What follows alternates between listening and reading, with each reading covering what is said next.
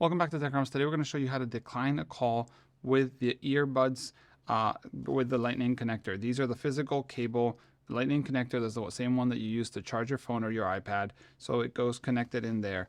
Now we're going to call ourselves from an Android phone to an iPhone. And let's say we are going for a walk and we're not wanting to be interrupted because, I don't know, some call from work, you're out of work hours and you don't want to pick up. So we have to give it a few seconds for it to appear here. Okay, we see it here. All we have to do is with the physical command here is long press. So just press it and it will hang it up. As you can see, the moment I released, it hung up. So you just have to basically press it for a little while. Let's try that again so we see it how it works.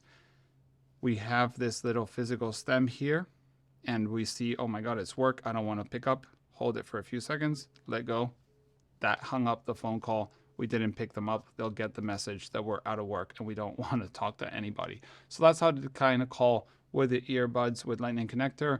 Thanks for watching. If you have any questions, leave a comment below. See you in the next one. Bye.